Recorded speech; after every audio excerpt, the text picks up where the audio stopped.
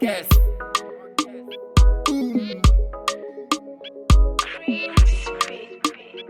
Hallelujah. Hallelujah. You get to fine plans. Buy your things to the work for you. Holy Mary, Mother of God.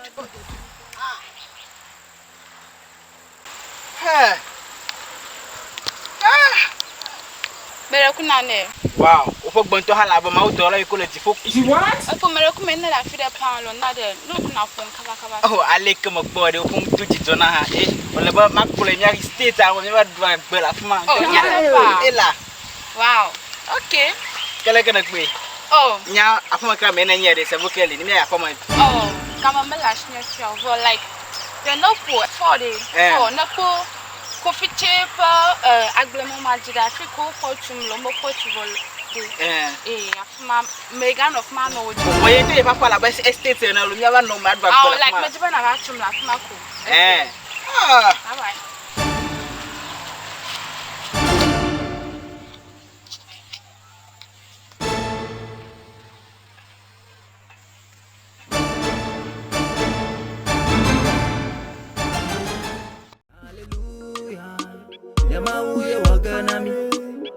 Hallelujah.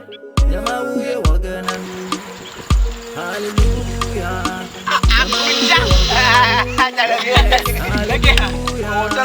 Kuma check ma koma bon wulu ro mo ato Wulio. Chale. Anyi ma vaina ndia ko. Ekuma kpo amitu na yo bientôt kra. Na ma bubo de bia ko fe du bet ko. Abo ma cheti aga na tem ka de na mojo. Ma kro ye. Nai. Ma pon te ponu re la. Ga pon. O to le nya na ma pon le kun la ina we agba to. Kanya le ke bi ga. Ka kro do. Ka kene ma do nyom ja gbo, ma ka tere nya fuma. Na no me asa ma le ba te ma gbo ti de mo lo. On to nya movement yo ma click na na ma. So yi ma yi la. Ja esa ma. Yo.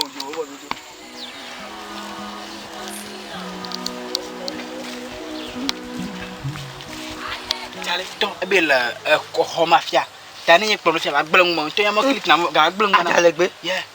Afia ma bla ba tu la.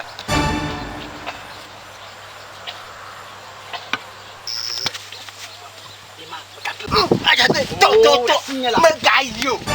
Adzalegbe me gayo. Adzalegbe me gayo. Ngolu ma pa na ni me la mo e. Yo, ni ba chori da.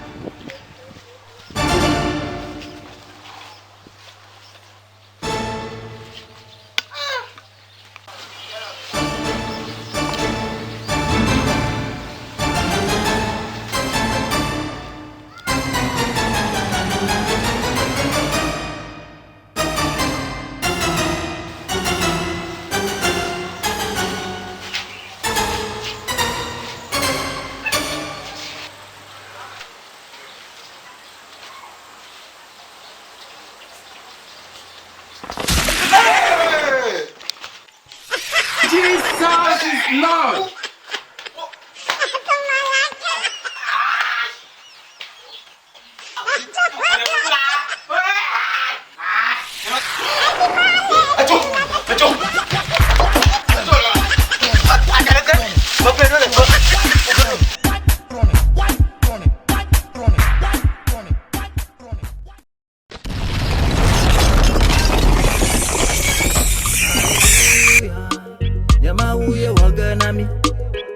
Hallelujah.